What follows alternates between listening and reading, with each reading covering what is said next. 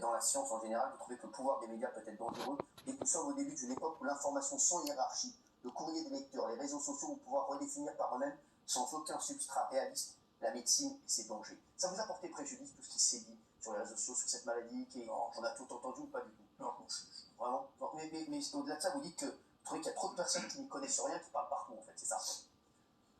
Je ne sais pas si c'est ça que je pense. Ce que je pense, si vous voulez, je crois que je donne dedans l'exemple que certains connaissent peut-être de ce restaurant anglais qui n'existait pas et qui est devenu premier sur TripAdvisor. Je savais pas, non. Non. Par contre, des gens extraordinaires. Des gens qui faisaient. Vous savez bien que c'est tout truqué la popularité. Vous payez les gens qui cliquent, et puis ils ont. On a un exemple ici, Mathieu Delormeau, personne ne connaît. C'est des bandits, donc la popularité, c'est enfin, c'est de l'argent, donc c'est des bandits, c'est comme ça, c'est la nature. Et donc, il y avait des gens qui faisaient ça, les clics pour les restaurants TripAdvisor en Angleterre. C'est des farceurs, à un moment, à 4, ils ont dit, on va faire un coup. Ils ont inventé un restaurant qui n'existait pas. Ils ont mis un téléphone en disant, on ne peut manger que par réservation. Quand on faisait des réservations, il y avait un répondeur qui disait, écoutez, on n'a pas de place. Et il cliquait. Au fur et à mesure, la notoriété étant ce qu'elle est, parce que ça revient vraiment sur le suivisme, c'est que tout le monde trouvait ce restaurant extraordinaire. Ce restaurant finit par être numéro 1 à Londres de tous les restaurants. Et à la fin, ils ont montré que c'était une farce. Ils ont mangé à 4 dans leur jardin et ont photographié ça en disant voilà ce que c'est, comment l'information peut devenir. Vous voyez, c'est extraordinaire. Moi, j'ai inventé le chroniqueur qui n'existe pas.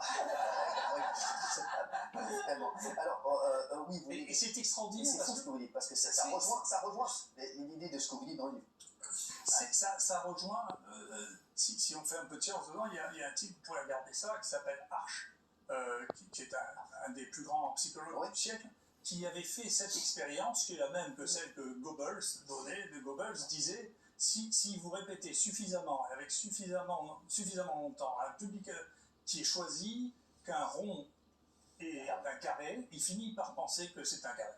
Et Arch a prouvé ça, c'est-à-dire il mettait une équipe de 10 personnes, il y en avait 9 qui étaient ses copains, à qui il faisait répondre ce qu'il voulait, et le 10e qu'il interrogeait pour lui demander ce qu'il voyait. Et il lui montrait un trait. D'accord? Et il y avait les 9 qui disaient, voilà, ça c'est plus petit que ça.